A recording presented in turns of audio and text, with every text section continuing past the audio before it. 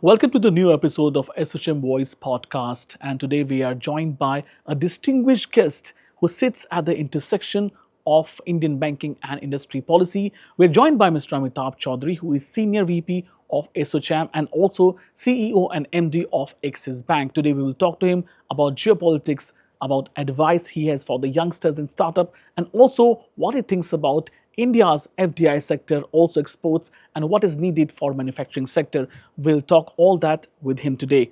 So thank you for joining us, and let's Thank you begin so by much. talking about. We are almost in the beginning of a new financial year. So, what is your outlook as far as economic growth and inflation is concerned? So as far as India goes, it is quite well positioned in the global scheme of things. I mean, obviously we have to superimpose on that what is happening with West Asia and the potential impact it could have on the Indian economy going forward. Let's first understand and appreciate that India was the fastest growing large economy in the world, and in spite of this war situation we have in West Asia, it is still seen as the fastest growing economy. Uh, yes, the oil price and the supply shocks could impact the overall economic growth. Most of the forecasts have tempered the growth number down to, 6 to 6.5%, and are expecting it to be 7 to 7.5% next year. So obviously, about 1% has been taken off from the expected economic growth for this financial year in comparison to what people were saying before the war started. Um, but at the same time, inflation remains under control because government has done a pretty incredible job in ensuring that even though the oil prices went up very rapidly after the war, they have absorbed the price shock. They have now started, increasing the prices slowly, gradually. I think people underestimate the fact that even though on one side the headline price has gone up substantially and it means a huge import bill for the government, but India has also benefited from having huge refining capacity and the refining margins went up. So the net impact is lesser than what people anticipate. And my view is that the price hikes for the consumer will hopefully not be there anymore. Or if there are, they'll be a little bit more rather than what people expected to start with. Uh, as far as, so just coming back to inflation, in March and April, obviously the prices have been increased for petroleum products. We have also seen anywhere where the goods or products are using petroleum and petroleum derivatives as inputs, the price hikes in between April and May have been anywhere between 2 to 15%. So that will obviously reflect in the inflation over a period of time. Uh, but at the same time, the demand side remains a little bit benign, so there is no pressure on inflation coming from the demand side. Uh, the credit growth has picked up a little bit, but it is also just to take care of the increased working capital requirements post the war situation. And government has very quickly supported it in the form of the scheme they have come out with to support the SMEs to the extent of 2.5 lakh crores. So there could be some increase in credit growth coming from there. Our overall view is that with benign demand side inflation, with the impact of the war obviously definitely being there, but most of the prices are already being absorbed by the economy. And yes, you could see inflation of 5 to 5.5%, not more than that. Uh, and the Indian economy continued to be one of the fastest growing economies in the world. India is relatively well placed. Now, obviously, this is all subject to some kind of resolution to this West Asia conflict sometime in the near future, because the volatility remains high, unpredictability remains high, which tends to push out investment in the economy, and that is never good for the overall growth of the economy in the long run. So I'm hoping that this crisis will get resolved one way or the other soon. If nothing else, at least it will settle at a level where economic activity can start flowing to the Strait of Hormuz in some form or shape, even if the war is not fully settled. So keeping our fingers crossed, but I do believe India is well positioned in spite of all the problems the world is going through. How do you think India is navigating the current environment, the tensions arising from US Iran conflict?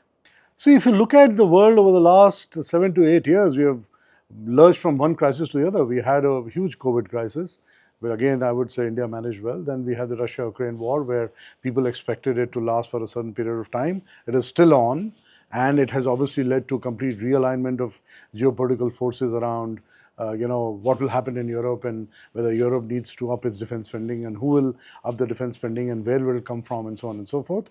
And now we have the West Asia conflict, where I think people have to are reassessing completely on the reliance on certain parts of the world on their key supplies.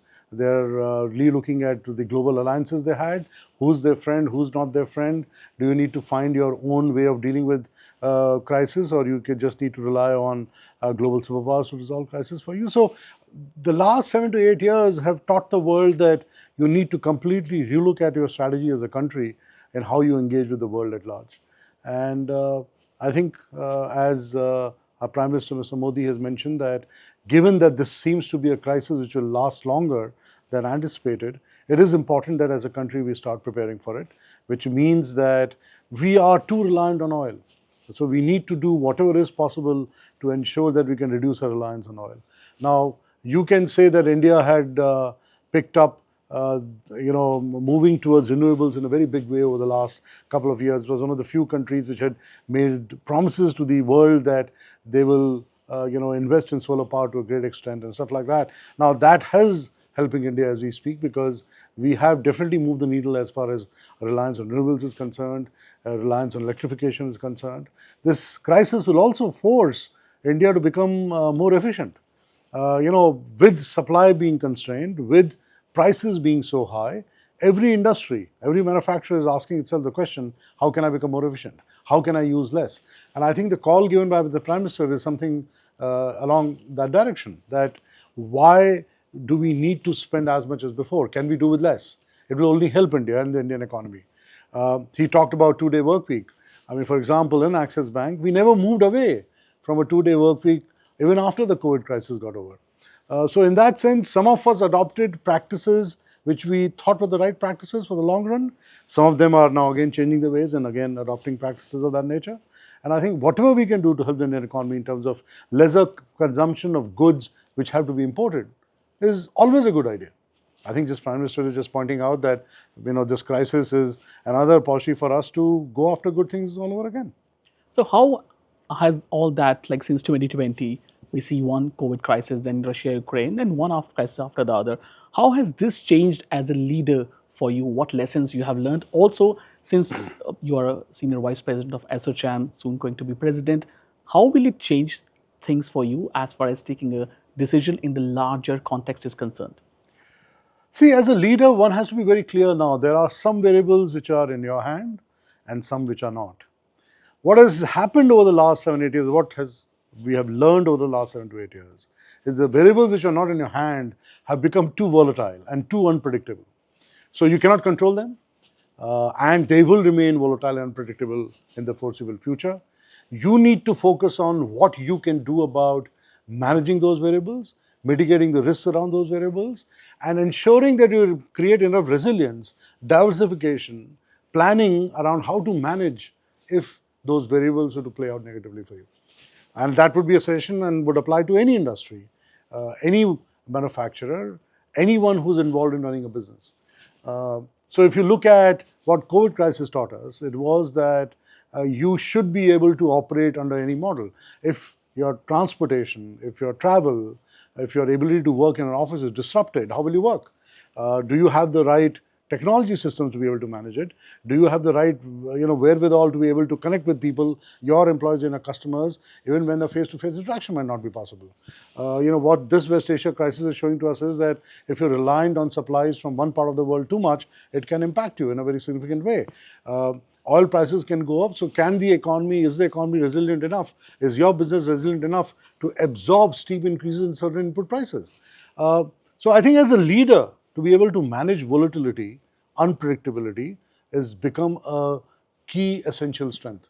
And as long as you're well prepared, as long as you look at what variables are under your control and how do you bootstrap them and solidify and concretize them so that if a crisis of this nature was to come, you can manage it better, is I think the most important lesson in what this world is showing to you. Secondly, you cannot rely on one country or for your, let's say, exports or your dealings. You cannot rely on one country for your supply chain or a certain set of countries for your supply chain. You need to be well diversified. You need strategic autonomy.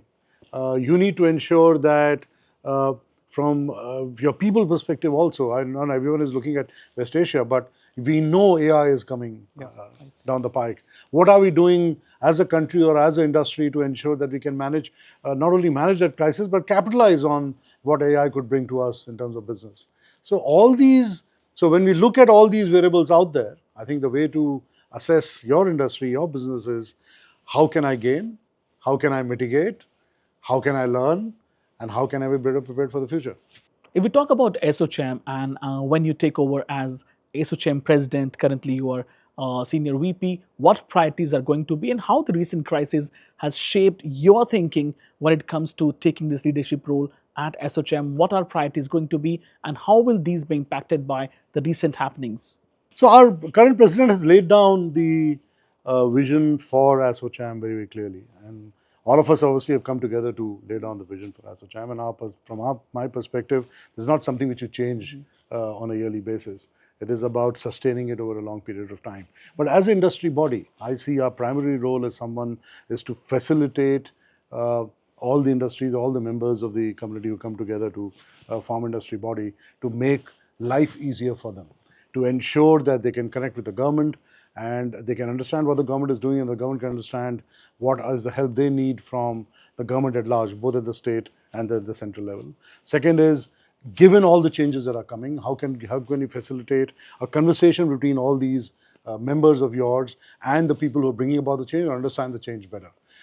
Third, how can you bring these members together at various forums where various things can be discussed, networking can be improved, uh, you know, uh, intra-country or inter-country exchanges can be capitalized on, and so on and so forth. So the idea behind any industry body of this nature is to have a clear vision about what you see happening around you and what are the 5 or 6 building blocks you'll focus on. And second is to continue to facilitate this interchange of ideas and interchange of information and interchange of flow of problems and how they can be solved, so that finally being a part of this is something like this industry body helps a business become better at what they do. And that's what I see as a main objective. Now I'm hoping that Mr. Minda is there for quite some time.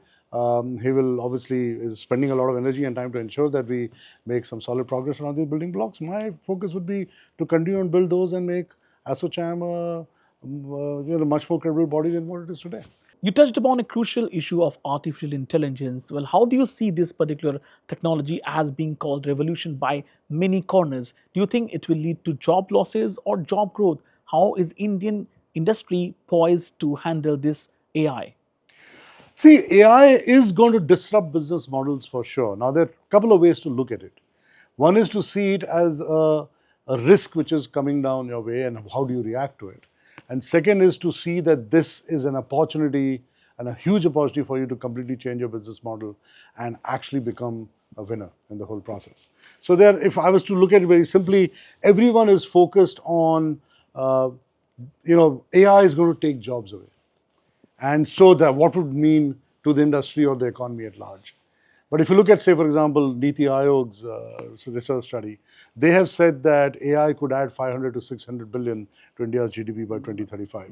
They have talked about the fact that on one side it will add about 4 million jobs to the Indian economy, but on the other side maybe 2 million jobs could be lost. Whichever way you cut it, end of the day, AI would mean that some jobs would not exist, but it would also mean that people can repivot. If they can, learn some of the things which AI can do and become experts at it, then frankly, jobs will get upgraded. Frankly, they'll be doing jobs which are more meaningful because AI will be able to do much, a bigger part of the mundane part of your job much more easily, much more efficiently than what you're able to do today.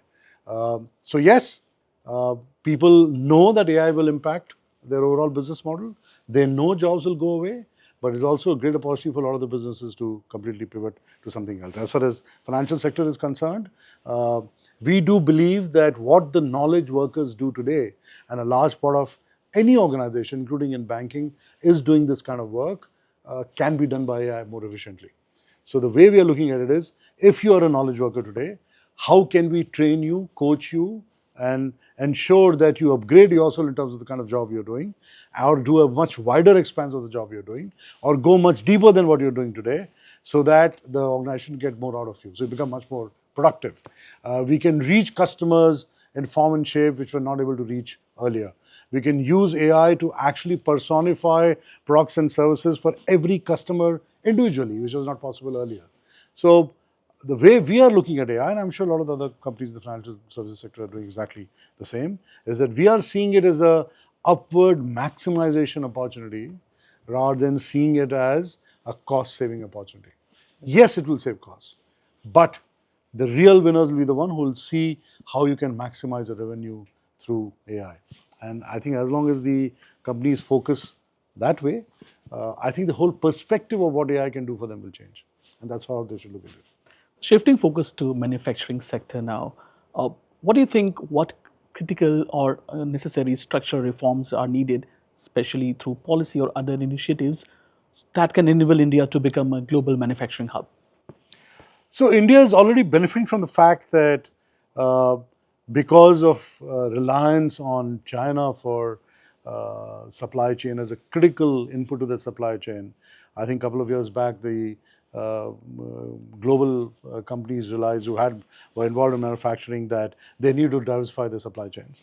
And India, being a large country with a huge amount of talent and a well-established manufacturing hub, obviously was one of the countries they looked at. Government has supported the India becoming a important manufacturing hub through various schemes which they've announced, and a lot of companies have also applied under those schemes and actually got real money for it. But it cannot stop here. Incentives alone cannot get us across the finishing line. End of the day, any global manufacturer who wants to see India as a viable alternative in the overall supply chain wants policies, credible policies, whereby establishing in India is, the manufacturing hub in India is easy to do. And while we talk about ease of doing business, we know single window clearance in India is not easy. Uh, Sustaining that single window clearance philosophy and mentality is not something which people experience on a day-to-day basis. In many cases, our workforce is not trained enough to, kind of immediately participate on being a global manufacturing hub. So a lot of these manufacturers have to train the Indian workforce to understand what quality means, how do they need to work, and work at a different level of efficiency and quality than what they've been used to. Uh, we also need to ensure that some of the critical infrastructure needs are taken care of in terms of logistics, transport, infrastructure, power, and so on and so forth. Uh, so India has done a lot of work, but for us to really emerge as a global manufacturing hub, I think still a lot of work needs to be done. Finally, we keep talking about India emerging as a global manufacturing hub, but we ignore the fact that somehow we mean it to say that someone from outside of India will come and establish their plant here. I think India also needs to invest a lot in R&D of its own to become a manufacturing hub for Indian products, research patented out of India, and to start with manufactured in India and then spread globally. I think that also has to be an essential part of our policy to make Indian products which are exported globally. And that is an important thing to do to be a global manufacturing hub. So, which sectors do you think are going to drive the next phase of growth as far as economy is concerned, and why? So today it is not necessarily a particular sector. I mean, obviously, one of the important sectors there would be infrastructure. Infrastructure is a very important sector which has a huge impact on the economy. And I think government has done again an incredible job in terms of pushing infrastructure. And by infrastructure, I don't mean just roads and electricity and stuff of that nature. It also means data centers. It means the entire infrastructure which we're providing in making Indian economy much more efficient. Ports, airlines, airports, whatever that might be. So infrastructure will remain a very, very important sector for the Indian economy. You talked about manufacturing and India emerging as a manufacturing hub. That will again a very important feeder into the overall growth of the Indian economy as we go forward. Third, while India has become a very large services export nation, and while AI might disrupt it a little bit, India has to see itself as someone which is providing a huge amount of brain power and manpower for what AI will do to the world going forward in the future. Because AI will not do everything automatically. Someone needs to think through what those models can do, how you can capitalize on whatever AI can do for you, and ensure that the companies are benefiting from it. So I do hope there'll be a sector which India will be able to capitalize on. We are the largest users of AI models. We are the largest, set of people who, I mean, apart from China, perhaps this is the only country where AI models can have significant impact in terms of the population. Significant amount of data will be available, which can make the models even smarter and better as we move forward. And we also have the brain power available to ensure that we can supply to the rest of the world in terms of using AI as and when people embrace it in a big way. Fourth, my view is that we are and represent a huge opportunity for the world as a domestic growing economy. So whatever supports a domestic growing economy is also remains an important sector, and that's why I said that in that sense every sector is important. Uh, we also need to invest and continue to invest in ways and means to ensure that we reduce our reliance on large scale imports. So whatever we can, whichever sectors can help in that would be very, very important. And last but not the least, India is also a huge importer of defense and defense equipment and defense technology. So whatever we can do on the defense side will also remain a very, very important sector for going forward. Again, government has taken a lot of steps in that direction, but I think more can be done. Let's talk about exports. Well, India has taken a number of steps, including signing FTAs. Do you think these steps are enough to enhance export competitiveness of Indian economy? What can we do? We have seen last financial year, Indian exporters, they had a lot of difficulties. So what steps are necessary so that exports can be grown? So I think India realized that this is becoming a problem, and in the last 24 months, with the key focus which the Prime Minister and the Commerce Ministry has brought to this problem, already about 70% of our exports are covered under bilateral agreements, which is quite incredible when you think about it, that India did not have bilateral agreements till 3 years back. So we have come a long distance. And obviously, some of these agreements need to be finished further and rules need to be announced. But we have come a long way where earlier we did not have bilateral agreements and now 70% of our exports are covered. For India, to emerge as a very, very large exporter, given that our share of merchandise exports is about 2.3%, if I remember correctly, we have got a long way to go. Manufacturing hub was one of the things which we discussed. I also added to that as to why India can't become the place where we are doing our own research, coming out with our own products, which are then exported to the world globally. I think India has a long way to go. And unless India is able to create a large, sustainable, credible research lab infrastructure, which is then able to do the right kind of research and ultimately, convert into products which are sold globally, I think India will not be able to come out of the rut of being an economy which is $2,500 to $3,000 per capita. Maybe it will go to $7,000 to $8,000. After that, it will just get stuck there. So we do need our primary research to be done in India and products to be manufactured out of India. India is pretty good in terms of some of the other exports. We talked about service exports. I think that will remain a strength for India going forward. And I see that as another important sector where India has to play an important role. But ultimately, the bulk work for any economy are the MSMEs. And MSMEs, whatever can be done to support the MSMEs so that they become, they get linked to the global supply chains. They are able to, get handle or their hands on the right kind of technology. They are supported in form and share where there are people who are working in the MSMEs can be trained.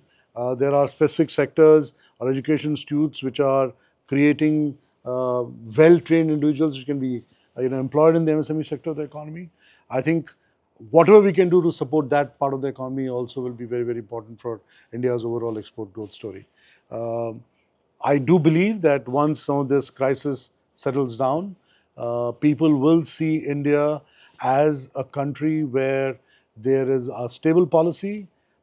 India has generally very good relationships with countries across the world. India does not have, I know we have some problems in the neighborhood, but generally India can be seen as a reliable global sourcing partner for countries around the world. So in that sense, in the long run, a lot of countries will see India as a place when they're looking at diversifying their supply chains, or they're looking at, which are the countries I should be seeing as my long-term partners. India, I do believe, will definitely stand out. And in that sense, it is up to India to capitalize on that and ensure that our exports are not just going to only certain countries in the world, but they're going to as many countries in the world as possible, because we will be seen and are seen as reliable. Let's talk about startup sector. So what reforms are needed so that Indian startup sector can get a push? It has created many jobs, but more jobs are needed. How can those be created, and what reforms will help sustain this growth in India's startup sector? So first, a data point. The latest data, I think, at the beginning of the year shows that there are about 2.1 lakh startups which are registered with the government. That's one of the largest startup ecosystems in the world, and we should be proud of that. Government has also supported the startups in the form of specific funds they have formed in terms of investing in deep tech. They have also, come out with the specific startup funds where they're, asking the startups to apply, and they're willing to kind of support them in giving them the initial seed capital. The biggest problems which startups have is capital. So slowly, gradually, over a period of time, especially in the last 5 to 7 years, you first saw some global majors come and start supporting the startup capital, startup ventures in India.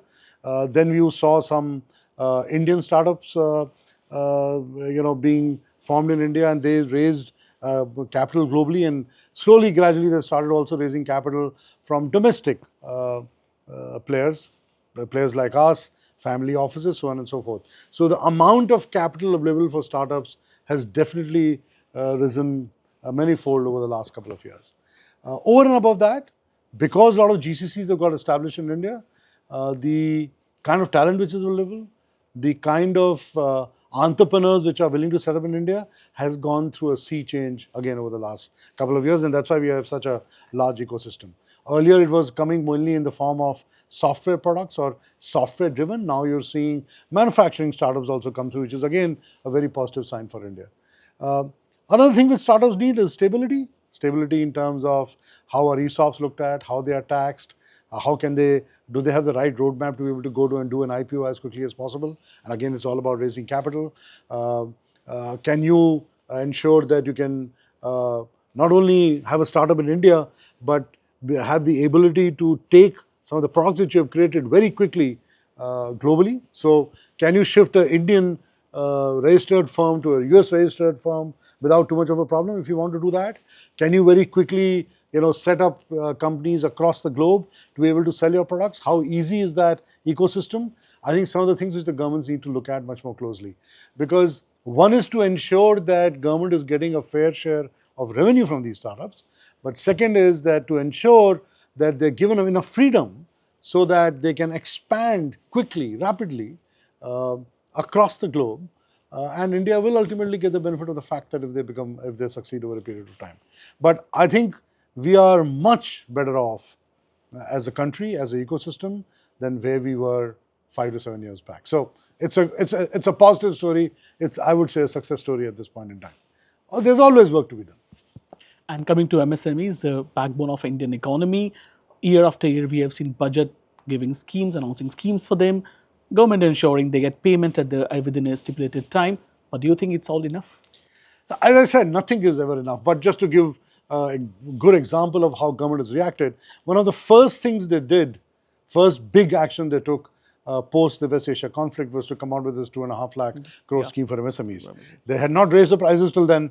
First thing they said is, no, we want to support the MSMEs, and we want to ensure that they not only survive, but they can continue to thrive through this crisis. So I think the government has acted. I think many state governments have also realized that if they want their state economies to do well, they also need to play and have a very important role to play in supporting the MSMEs which are operating in their states.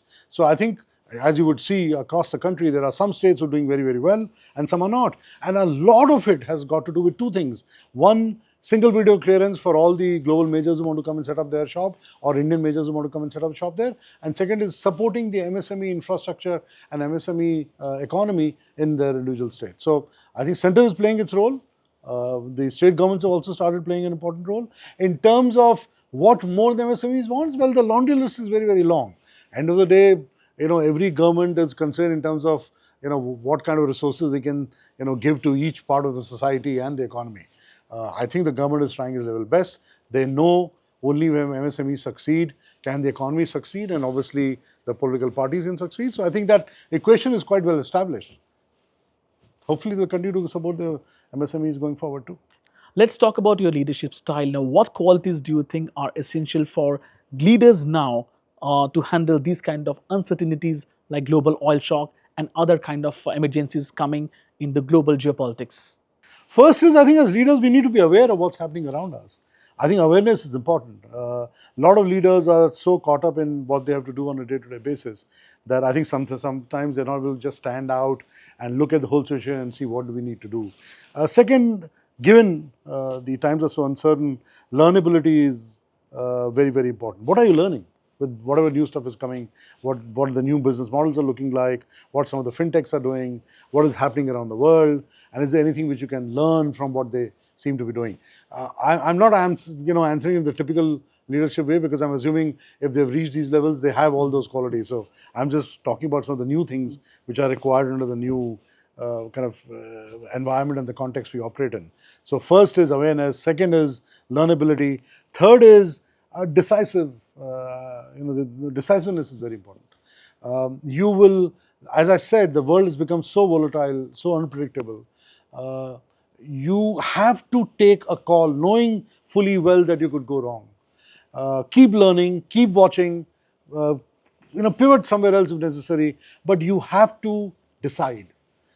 Because the entire company is looking at you to saying, okay, what do we do now? And it is important to let them know what they need to do. Now, you knowing fully well you could go wrong, and be the first one to admit if you have gone wrong, but being decisive is very important these times. We cannot keep waiting for all the data to be able to take the best decision possible. In an AI world, you have to keep experimenting. Today in AI, if you go and look at what AI can do for you, there are enough business models which are being showcased which seem to indicate as a lot can be done. Now, waiting for the business models to be proven and then say, okay, then I'll plunge in, might be too late. So the ability to experiment, keep trying, keep making mistakes, learning from it, I think you'll still come out as a winner rather than just waiting to take the right decision at the right time. So the ability to experiment would be another leadership trait which would be expected in this new world. Four are good enough? And coming from a banking industry veteran, especially in the Indian economy, you have been there for so long. What is your advice for youngsters who are restless to come to open startups, starting new things, coming to manufacturing sector, coming to service sector? What is your advice to them? Yeah. First is remain restless. Only if you're restless will you do something new. Otherwise, if you are too comfortable, you will not become an entrepreneur or you will not try new things. I think being restless in this world is very, very important, especially in this new AI world. Restlessness does not mean that, oh, you have to do a new thing every day. But restlessness means that you are questioning yourself, you are questioning how things are being done today. You are asking yourself as to what are the new things I can learn, do, pick up, etc., etc. So I'm just trying to club a lot of things under the question you asked itself. One is that. Second, I think today any Indian entrepreneur, anyone who wants to start a business, has many doors open than in comparison to what was there 10 years back, 15 years back. Capital is available for the right idea. Talent is available for the right idea.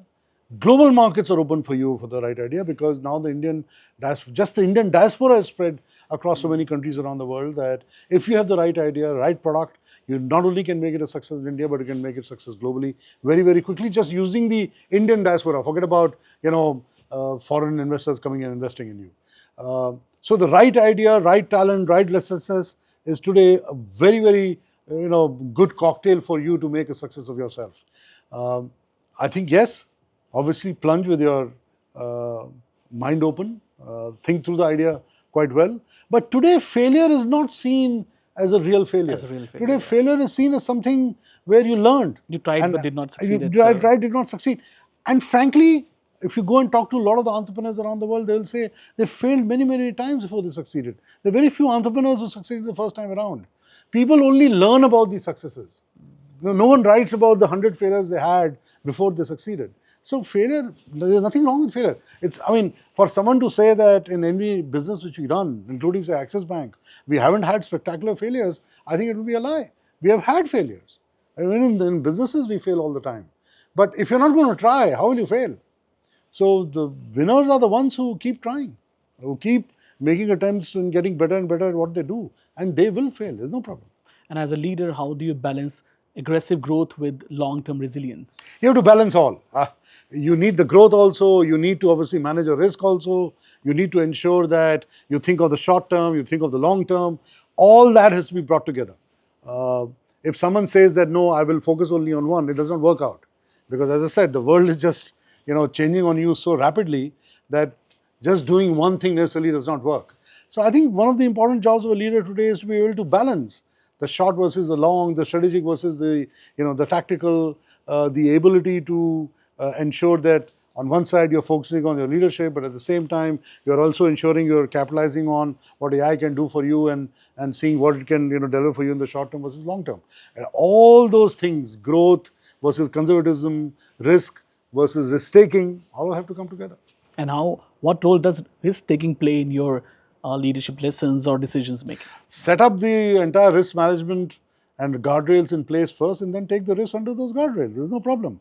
You just take risks with no guardrails in place. Yes, you, especially for an institution like us, where we are one of the banks are the most leveraged institutions in the world. We the depositors, the Indian population is placing trust on us and putting money with us. We cannot take any risk unless we put the right kind of risk guardrails in place. We will be creating a chaos if we did something like that. So for us, putting the risk guardrails in place is the first thing which we do, and then we, under those guardrails, take risks. It's not that we don't change the guardrails, but that is a very calibrated decision rather than just going and taking risks for risk's sake. An entrepreneur can take any risk in the world. And sustainability is becoming core for any global business now. How are you integrating sustainability, ESG, into your core business strategy? I think we are still one of the few companies in India which has a ESG committee of the board, which has not been required by any statute or law or any guideline. The reason we did that was because we thought it made sense, and we have continued with it as we move forward. So we have clearly defined sustainability, targets within the company, and these are obviously long-term targets. We have moved on a very calibrated way on those targets. We also benchmark ourselves very, very actively with some of the benchmarks which are in place and the ratings which are in place to see how we can continue to move up the curve. The world has moved away from sustainability targets to some extent, given what is going around, but I think it's the good thing to do in the long run, and that's what we have done consistently. So from our perspective, sustainability is important, and if that is important, then we have to keep investing in it as we move forward.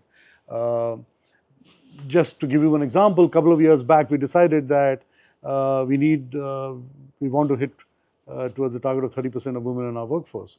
We were at 25% odd. We hit that last year. So it is just a question of how serious you are, how much energy and resources you're willing to put behind it, how much of monitoring you do, and how you change your rules, processes, the way you work to ensure that you reach some of those targets. It is possible. So it is something I would again strongly advise every company, every industry to look at, because it's the right thing to do. It's not that, oh, it's today the flavor of the year or flavor of the month, so let's do that. It's the right thing to do, so keep doing the right things. So India has been chasing this goal of Viksit Bharat by 2047. How do you see or envision this goal of 2047 as far as India Inc. is concerned? How do you chase, or India Inc. should chase, this goal of Viksit Bharat 2047? So first is the goal is important, and and for a country, the goals have to be very, very long term. So the fact that the government has put this goal and then rallied everyone around that goal in itself is an achievement. Everyone seems to talk about it. You're asking me a question on that. Second, as we move towards the Viksit Bharat, we need to obviously break it down in terms of across various industries, across various parts of the economy, what would it translate to? So for example, if India is to be a Viksit Bharat with an economy of a certain size, we want these sectors of the economy to reach this kind of size over a period of time. So we need to break down that target into much smaller sub-targets, and the industry bodies like ASSOCHAM can play a very important role with the government in obviously working towards some of those targets and helping in achieving them. So these sub-targets are very, very important, which I'm sure the government will do slowly, gradually, because we are, one crisis does not get over before another one appears, but I'm hoping that, some of those sub-targets can also become as popular and as much something which we talk about on a day-to-day basis as we talk about Viksit Bharat. India does have the opportunity. A lot of things are aligned in favor of India.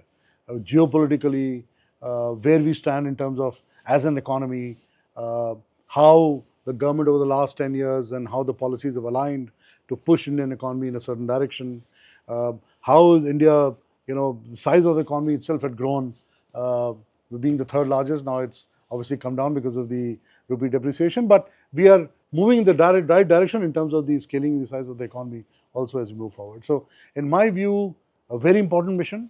Mission is important, a goal which aligns everyone to a certain cause. If we can break it into sub-targets, which again is well understood by everyone, I think the Indian entrepreneurs, the government, the policy-making bodies, all will come together to ensure that it becomes a reality. If one challenge you could solve about what India Inc. is facing currently, what challenge would it be? Ease of doing business. You think it's not still not? Oh no, you can put rules in place to say that okay, now I have eased the way business is done, but in reality, what happens on the ground, there's still a lot of friction. The ease of doing business could mean that okay, things when you start a business have been eased, but on a day-to-day basis, if you were to ask an Indian entrepreneur how much of hassle they have to go through to get things done, I think it's still there is a huge gap. So I think if we could solve that, make it better, solve it, it'll never get solved, let's be very clear. But if we can make it better and better and better year after year, I think India will be placed differently. Well, thank you, Mr. Chaudhry, very much for answering all our questions. Such a candid chat with you. Thank you. All the very best and very. Thanks for inviting me. Really appreciate it. Thanks a lot. Thank you, sir.